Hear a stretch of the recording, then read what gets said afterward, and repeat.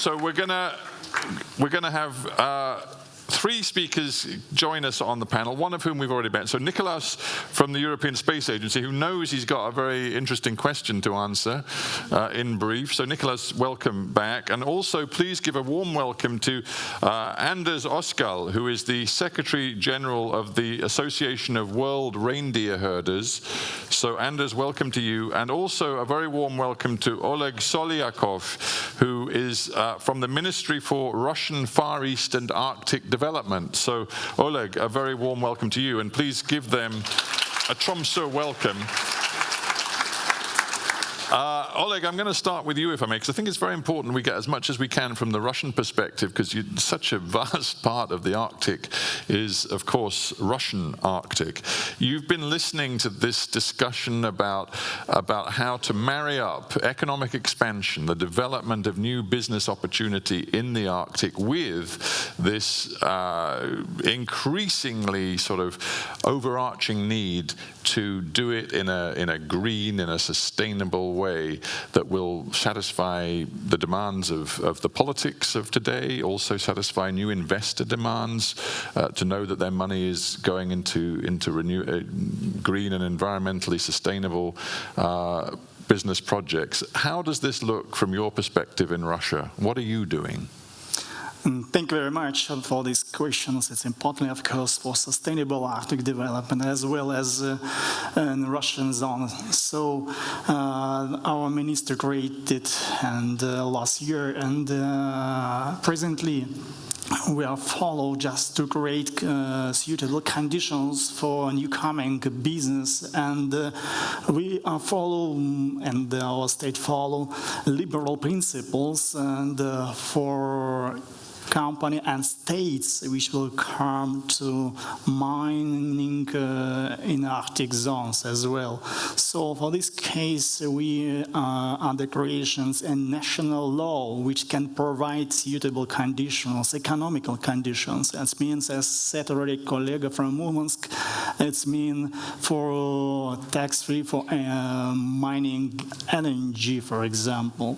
So and etc. etc. So we are last year created the plan to develop infrastructure of North Sea roads. Of course, its plan can exist, of course, building new harbors, just to new building of vessel which will can carry out cargo. Of course, if you have questions about green policy, we use already vessels which are work on the LNG fuel as well, which are carry out LNG from our mining areas in Arctic zones. So we are welcome all countries and just to take part in as in our Arctic zones as well. So where do you see? I don't know in terms of your responsibilities. How big is the area that you are sort of? So we are responsible in Arctic zones. It's 9 regions and 2.5 million peoples. Of course, our ministry is responsible for Far East and Arctic zones. It's 55% of Arctic of Russian territory. So it's biggest regions. And, it's very hard for the likes of a Brit to get my head around the scale of the territory we're talking about, and of course the vast ocean beyond it. But when you listen to the sort of debate we've just had about where to prioritize future economic development in the Arctic, and of course there's a strong case made by the various individuals involved in the oil and gas fossil fuel industries to recognize that they're going to be around for a long time, and there is a transition, and that therefore we have to, regard them as part of the future economy rather than just hope for their shutdown as soon as possible. So there's oil and gas, and clearly you're interested in expanding the shipping and all that goes with it. But is Russia looking to new economic enterprise. There's been a lot of talk of the renewable sector. Then there's been talk of, the bioprospecting sector and developing innovative new industries that can attract, major new investment to the Arctic North. How creative is Russia being beyond the traditional fossil fuels? So our new strategy on period on 2035 is created already and on the discussing in government, which exists, of course, to, as I said already, provide suitable economic conditions for incoming companies and states as well. So, as I said, it's a first of law project of law. Bill can provide just tax-free. I think it's suitable for new coming. And do you anticipate building new towns, new cities, moving a lot of people into the Russian Arctic North? On first, we just must to provide economic conditions, and after that, of course, will come peoples which like to operate in these companies and territories as well. Just we don't prefer the moving peoples from one to another regions. Just only provide the conditions. It's first of all. So it'll happen organically. It won't happen by government order. Is that sort of what you're saying? We have 9 regions of Arctic zones as well in Russian Federation. Yeah. Yes, it's a government interest in to improve these regions, and of course we are coordinated these decisions of our governments. I mean of regions, and it will depends from projects can exist in these regions. Of course, first of all, this year we are going to develop this model just to find which projects can be raised and increase Arctic zones of each Arctic zones develop. All right. Thank you very, very much for that, Oleg. Anders, I want to bring you in because it's great to have an indigenous representative on our panel looking at the interplay of business and the environment looking ahead 10, 20 years. You represent the reindeer herders, and there's been a lot of talk of developing infrastructure, developing industries. It's going to involve new roads, new pipelines, infrastructure of all sorts. Representing your people and your particular occupation, reindeer herders, are you filled with optimism or dread when you consider the next 10 or 20 years? Thank you, Mr. Chair, and thank you to the organizers for inviting. We're very delighted to be here. I can see that you want to raise that question. As we are looking across the Arctic, the northern hemisphere, it's true, we do see a lot of development ongoing. There's a lot of change. There's been talk of climate change. There's talk of 1.5 degree target. I think we can by now more or less safely conclude that we are not going to reach it. It won't be met, yeah. And in the village where I'm living, a little northeast of here, we've had 3.6 degrees warming the last 30 years. In some of our communities in eastern Siberia, one of them 6.2 degrees warming. So this is happening, and it's for real. But the main challenge at this point is not seen to be climate change. As our peoples, the 24 indigenous peoples that live from following the reindeer, we have great experience with variability. In my language, in Sami language, we don't even have a word for stability. Nor do we have a word for war. And as far as I know, we don't have a word for boring either. But we know something about change and how to adapt to change. But what is more imminently felt is the consequences of land encroachment. And this is spread across the north to a variable degree. I would say that in Scandinavia we have some of the most serious situation in terms of aggregated loss of pasture, fragmentation of pasture land, fragmentation of migration routes. And all of this is, of course, putting a test on our communities and our ability to how to say, try to change this situation. So historically, you would say, because there was a question earlier from a gentleman from Iceland about respecting the rights and needs of indigenous communities in business development. You're saying that historically, your voice has counted for, and your interests have counted for very little. Well, I used to always think that the achievements that we have made over the years have always been made in quite small steps. It is a very challenging reality for many reindeer herders. Land encroachment in combination with loss to predators, very variable socio-economic conditions. And then on top of all of this comes, of course, the global change. So it's the combination of change drivers that is really constituting a legitimate concern for some of our peoples. But that said, we often end up, as I'm the only indigenous, or at least dressed as one in the panel here, I would say that we often get stuck in the usual debate about the negative impacts of change. But this panel is about future Arctic business. Absolutely. And I would say that in principle, of course, change means both challenges and opportunities.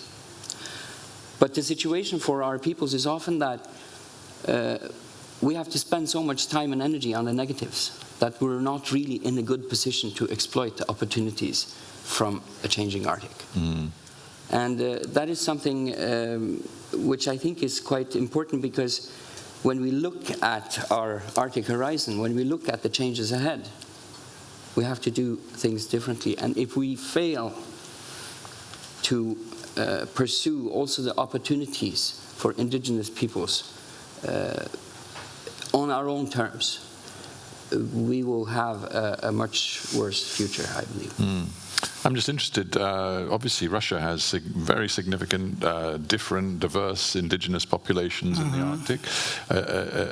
As you listen to Anders, are you confident that in Russia you are, as you plan future economic expansion in the Arctic, you're working with your indigenous peoples rather than ignoring them? Yes, let me just to add about indigenous peoples in Russian federations, and national law exists to take in account permissions or opinion of indigenous peoples which are moving from one territory to another territory. Also has ringers as well, which are running from one point to one point. And of course, during mining territory and mining natural products, and to build new building and just to plan infrastructure, transport infrastructure, we must take into account this is situation indigenous peoples which are living and moving from one territory to another territory. It's we are taking into account, and we are all times contact with indigenous peoples which are living there as well.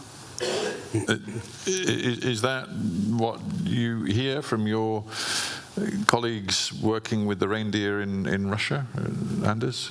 Well, since I am from the West, perhaps I should address some of the prejudice that we do have in the West, because I'm not going to idolize anything, but I could say we see good and bad examples everywhere.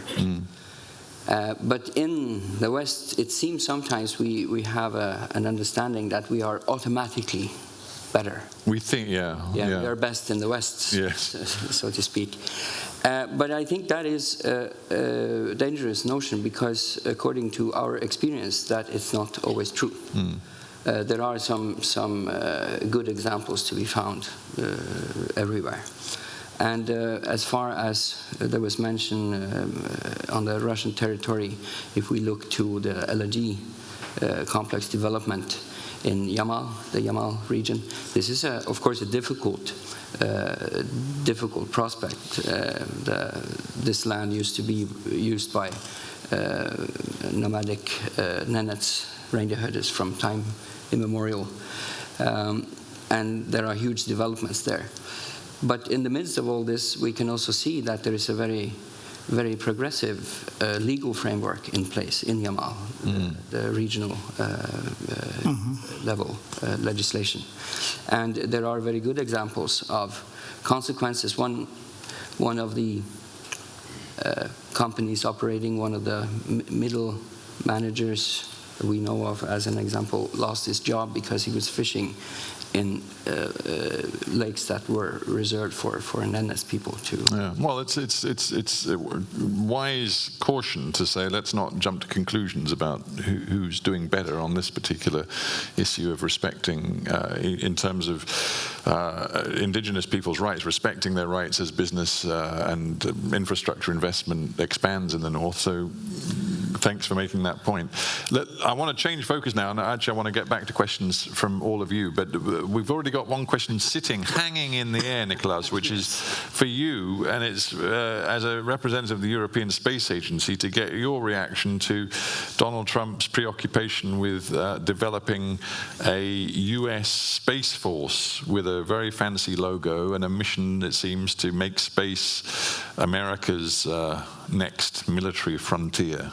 Yeah, I guess there's a cheap way out of what I consider a complicated discussion on this topic, and a not so cheap way. The cheap way would be to make reference to the ESA Convention, the Convention of the European Space Agency, which says all activities are within the parameter of peaceful purposes. So the question is perfectly outside of that parameter.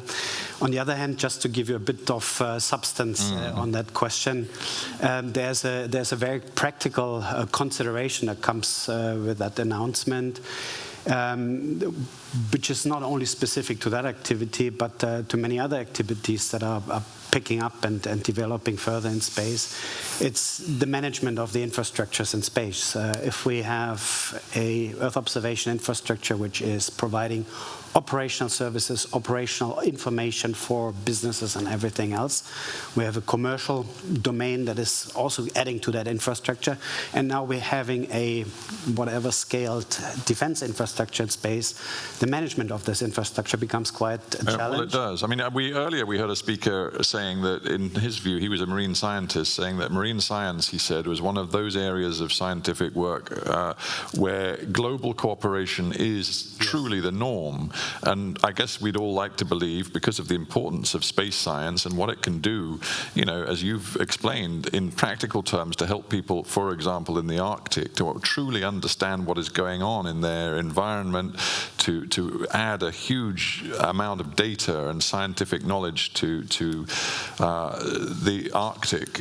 We want to believe that knowledge isn't going to be sort of put into silos and dealt with on a sort of nationalistic basis, but is going to be truly shared. Yeah, and this is where these events actually play an important role. I'll give an example in a minute, but just to finish on this thought, just to give you a practical feeling what these increases in complexity in these infrastructures in space actually mean is, for example, for our satellites, for Earth observation, taking these measurements, we have collision avoidance maneuvers every week. Right. We have to take this really into account in what we are doing and how we're operating the systems. To give the most concrete example how to avoid these silos, again, in the practical case that I've just gone through here, I was talking to Vadim just before sitting down here, and within a minute we were realizing that there's a certain overlap. I've mentioned to him that the European Space Agency has launched a satellite last year which is measuring the wind field of the Earth. So on a daily basis, on a global scale, we are measuring wind at every level of the atmosphere.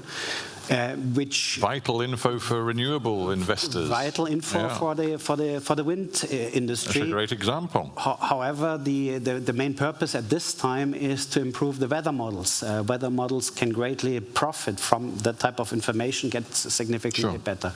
Another concrete example is the discussion, or the focus of the previous discussion, which was climate change and the carbon.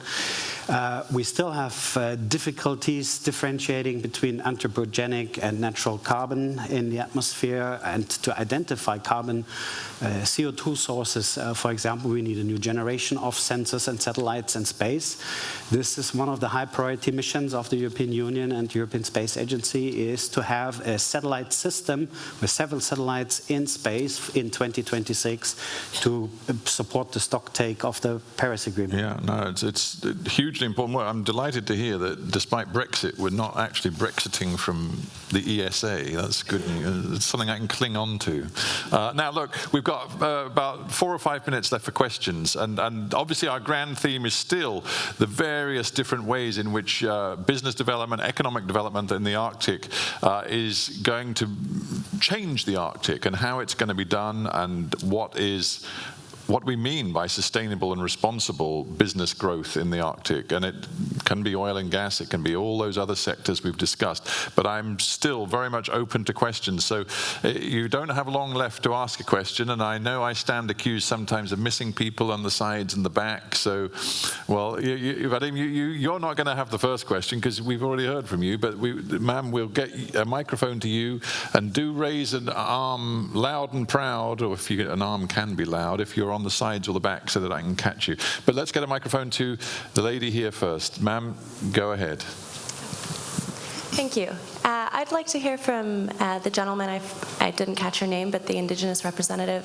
You mentioned that often in these panels you're asked to talk about the negative impacts, and you don't have the opportunity to speak about future opportunities. And I'd love to hear about the future opportunities from you, what you would envision and what you would like to see for your peoples, and what would be the ideal situation. And I'd just like to give him the space to talk about. So would I. Good one.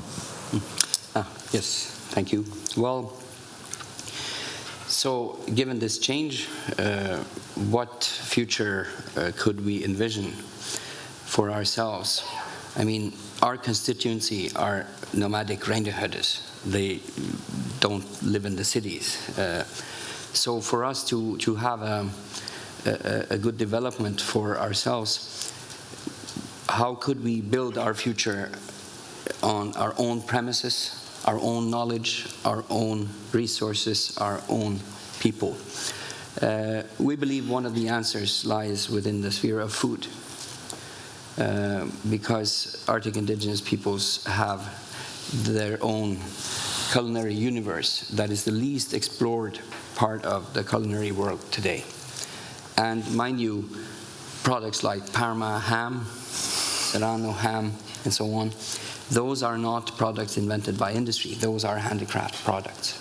And we would envision that we could get more from every animal we have if the pasture land is limited the way this seems to be going. We have to focus on getting more from every animal.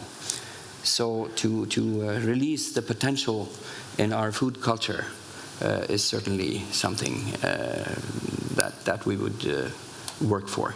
And it's not utilized today, barely at all. Good. Well, that represents one hopeful thought for the future. Let's see if there's one more. We've got time for one more question. Should there be? There is. Yes, sir. You get the last question of our last panel, so go for it. Better be a good one. Hope so. My name is Nortling Sager from the Norwegian Mapping Authority. I've been here before, not in Tromsø, but in sort of settings like these. And it's kind of, I don't know who said it, but someone said once, when all is said and done, more is said than done, you know? 2 years ago, you had a huge payoff to municipalities and the government in Norway. About 3 billion kroners were paid to them from the aquaculture, basically from a fund. We had a state secretary back then who said, jokingly, they'll build quite a lot of roads and bus sheds for those money. And they did.